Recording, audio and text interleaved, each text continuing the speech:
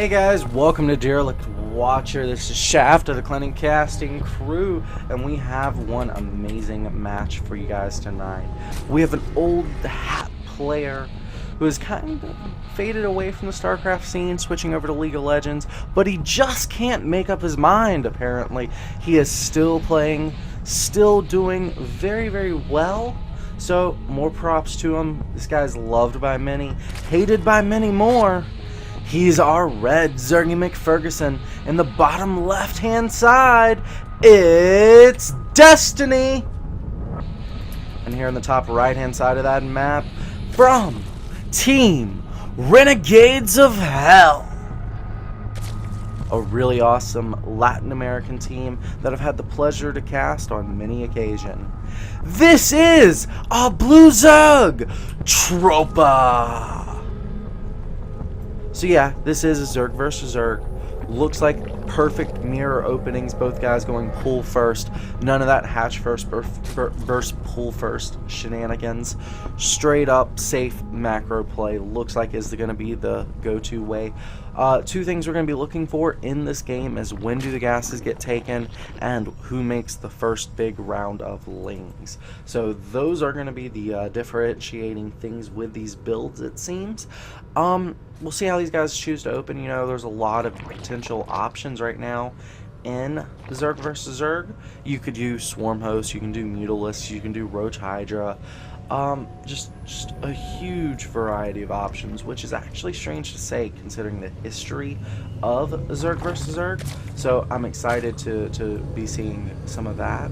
Now we've got a little bit of a faster gas here for Destiny compared to Tropa, but all in all these things are very, very similar. Destiny's gas is a little faster, but his hatch is a little bit slower. So yeah, works out pretty evenly. So ultimately it's going to come down to who makes the first big wave of lings.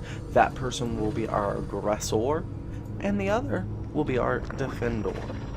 And from there, the game develops.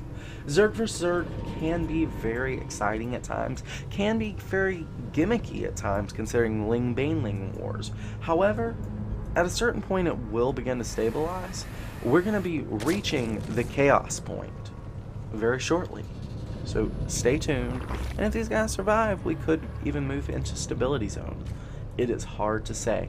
Both players actually believe in beginning metabolic boost within a couple seconds of each other. Drone count, neck and neck. Destiny just a slight drone ahead. Looks like both players spitting out of their injects for their lava. Yep. All in all, just very super standard stuff, guys. So, how does this game develop? It really becomes a question at this stage. Again, huge wave of lings, third base. All of these are testing zones. At this point, you know, you usually have someone try to make a bunch of lings, but it just hasn't happened yet. Sad to say, guys. Sad to say. But if it doesn't get crazy early, it'll get crazy later. And crazy later doesn't happen often. So, I'm down either way. Down either way. Got some lanes knocking down the late. And there we go. They go bye-bye. Baneling Nest finishing up for both players. Both players beginning their lair at exactly the same time. But two gases being taken a lot faster by Destiny, who's actually taken all three now. His opponent only a slight hair behind there. So it looks like both of these players will be going for the Mutalisks. Can they see it? Well, we do have the scout on those two. Let's check over here. Yeah, I think both of these players will be able to assume the other one is indeed going Mutalisks. So, Muta versus Muta war. Well, usually it comes down to who can hold a third base. The 5th and 6th gas will be the breaking point. And it looks like Tropa's taking his just slightly earlier. I'm not sure if that's going to be quite enough to count too much, but we'll find out. And yeah, just mirror builds of one another. Oh, Destiny forgetting to build, Ah, yeah, that actually is really huge. His opponent got a 30-second lead. Yeah, really, really bad. Tropa also about 16 seconds earlier on the Spire, so all of these things, you know, they seem really minor, taken one at a time, but in the end do become big. And Destiny knows that. He's a high caliber player, so now he's going to try to apply some aggression here with his lanes and see what he can do. He's really microing away from these lings, trying to kite in with his own ling and baneling. Aw, 2 banelings gonna hit a majority of those banelings. Only 5 banelings left now for Destiny. That was actually huge victory for Tropa, but Tropa does get a couple of his baneling hits on the ling numbers. Now, oh my god, the ling baneling force getting his flank, and everything dies to just 2 banelings. His entire army. Destiny lost everything. That's actually the end of that aggression, and he did not gain a damn thing. This sets him even further behind at this point. 5th and 6th gas. Boom. Both players trying to get it, but Tropa just a little bit ahead. Little bit ahead. Little bit ahead. Go Renegades of Hell. Alright, so we got Lings moving out across the map. Destiny chasing them all the way back home. Hopefully he's not going to run into a Baneling. Bangling! Yep, no banglings. Oh, banglings! Knew it! Alright, so Mutalisks are on the field now. Both players trying to get some of these units out. Now, Destiny trying to get back into this game, hitting with his lings at the 3rd and in the main. He actually wiped out that entire drone line. That puts him at an even drone count now with his opponent. Hopefully going to allow him to get back into the game, as the unit's loss tab has actually evened up quite a bit. It's been a lot more army for Destiny, but Tropa's taken huge amounts of economic damage and structural damage as well. I think I'm keeping my girlfriend up. She's trying to sleep. Oops. Alright, so Mutalisks are actually going to be chasing Tropa all the way home here. Slight misclick there by Destiny. He was right-clicking rather than attack-clicking, and in fact let Tropa's units get an entire wave of attacks off before he was able to respond to that. Again, these small things really add up. Now, Tropa definitely getting prepared for the mid-game and going into the late game. He's actually got Flyer Carapace level 1 about complete, where his opponent's only just beginning it. That's actually only worth about 2 Mutalisks, and 2 Mutalisks will not sway a Mutalisk battle too terribly much. Those upgrades, however, make all the difference. Armor really reduces the glaive bounce, so that instead of attacking 3 units for moderate damage, it attacks 2 for moderate damage, and 1 barely flinches. So that actually adds up huge, huge advantages when you're considering Muta versus Muta.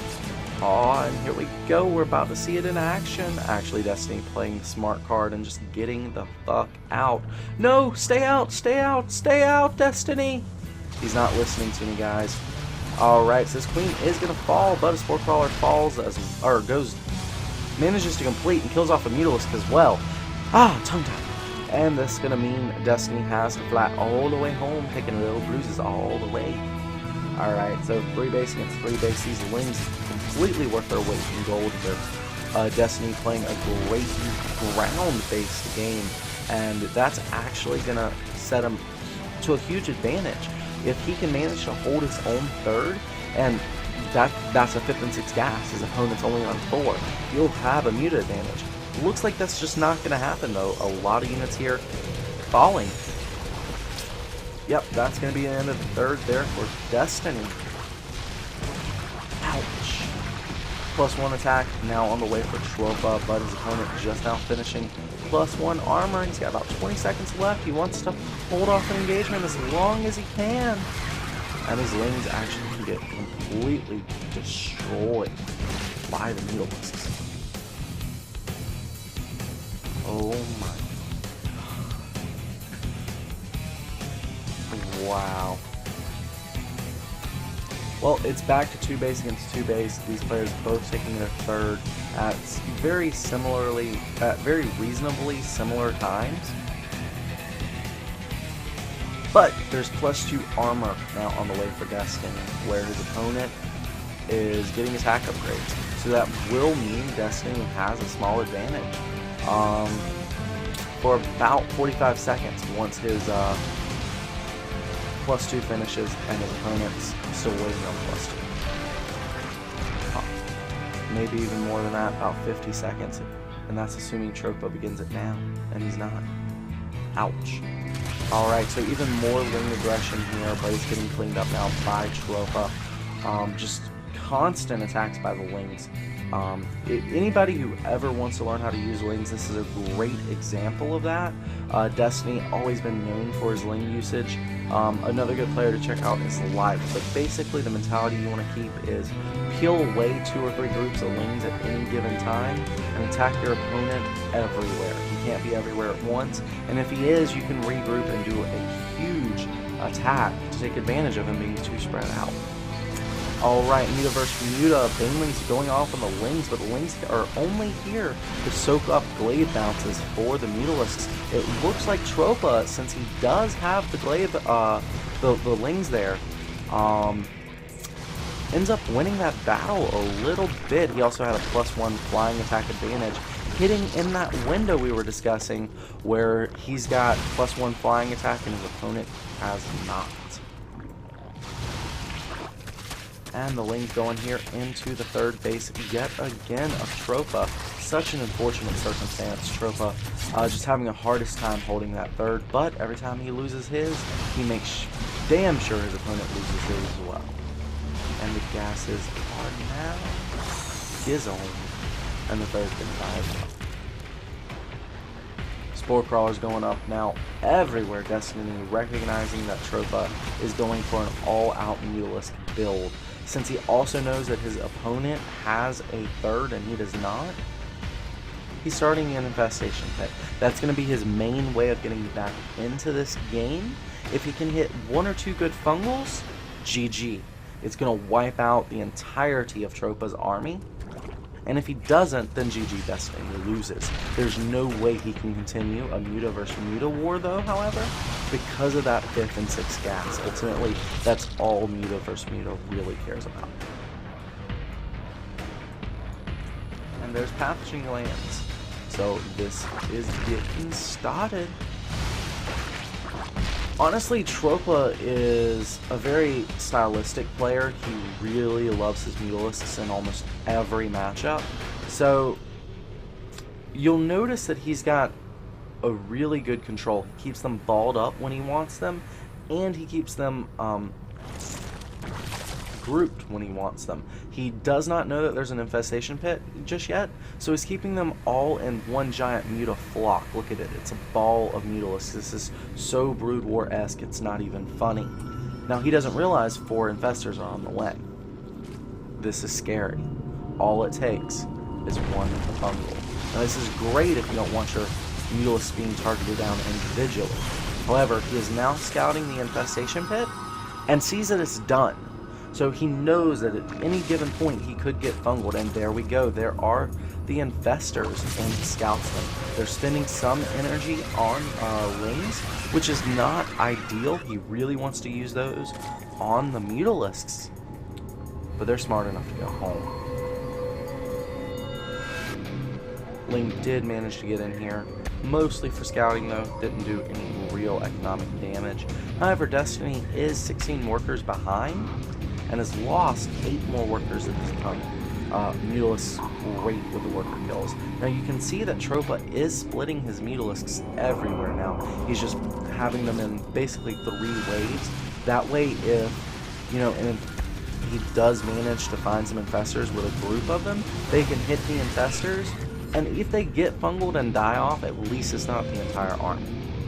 So a 4th base now being established for Tropa, who is still managing to manhandle Destiny. In fact, Destiny's still trying to establish his 3rd, and as soon as that happens, Tropa's coming in to engage. And you see 1 decent fungal manages to bruise some of the Mutalisks, but because all of them were not there, there are no chain fungals. Now again, a good fungal growth But because they're split up and other Mutalisks can flank the Infestors are not able to chain fungal. It's all coming down to control, all coming down to the micro of the Mutalisks. The magic of the Mutalisks. They're beautiful creatures. Destiny's gonna have to make something happen. If he loses these Infestors, it's GG. These Infestors have to kill the Mutalisks. If they don't, he loses. The thing is, Tropa is now tech switching into Roaches, and because he's beginning a Hydra Den, I would say he's also going to Hydralisks.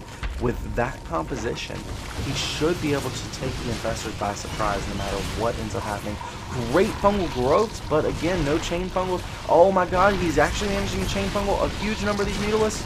Oh wow, 30 Mutalisks go down to 17. That's 13 Mutalisks, probably more. 13 at the very minimum, however, died there to fungal. Hugely devastating. But we have Roaches. We have a non-established third. We have 4 bases for Tropa. Tropa is sitting pretty. He's very comfortable. Destiny still has to make something happen. I'm honestly not sure what he can do. These Lings are a great way to start, but ouch, they run right into the Roaches. Scout the Roaches, scout the Mutalisks. He wants to know, is there a fourth? Is there a fourth? Is there a fourth? 21 Hydras in production, all just popping now. He sees the fourth, he sees the Hydralisks. Even 1-1 upgrades being begun now for Tropa. Tropa just manhandling this god of a player. Or I should say former god. He's more like Hercules now. Only a demigod, but still powerful. Lots of spine crawlers at the third, trying to defend every angle. Roach Hydra everywhere. But Destiny has secured this third, it looks like. He's got the Infestors, he's got the Mutalisks. But he's 1,300 income behind his opponent. This is mined out. This is mined out. He has no bank to speak of, and he's 80 supply behind his opponent, guys. This is the final engagement right here. Destiny wants to land a key fungal. All it comes down to are the fungals. Roach Hydra, Infested Terran going down, beach balls everywhere, fungal growth holding the Roach Hydra flood back.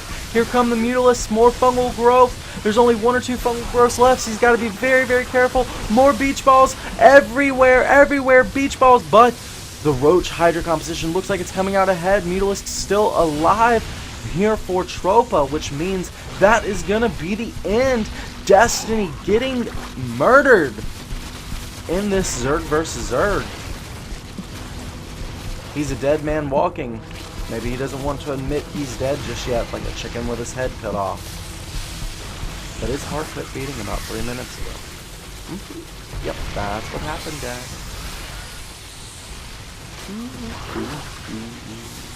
Destiny was defeated. Guys, this is Shaft of the Clanning Cast and crew. Thank you so much for joining us tonight. If you like this cast, please share it with your friends. Give us a +1 on YouTube. Maybe even shout us out on Twitter. As always, thanks for tuning in, and don't forget to be awesome. Bye-bye! 신할 선수가 되는 거고요. 그렇죠. 멀티에 방해도 받지 않으면서 안전하게 해주고 있는 모습인데 맹독충의 스피드업이 되기 전에 즉 전방 위에서만 싸워야 되고 전방만 좀 제거하고 맞으면 돼요. 네. 이렇게 스케일만 뿌리고 이 근육을 살려가지고 그렇습니다. 이대로 대응 잘못하면은 그 상황에 치워질 수 있으나 현재까지는 준비를 이시동 선수가 조금 더 잘해주고 있었다. 이렇게 생각을 해야 될 것 같습니다. 그렇죠. 그 상황에 신영 선수가 좋습니다. 이게 인디가 계속 앞서서 싸움을 걸 수 있는 건 보통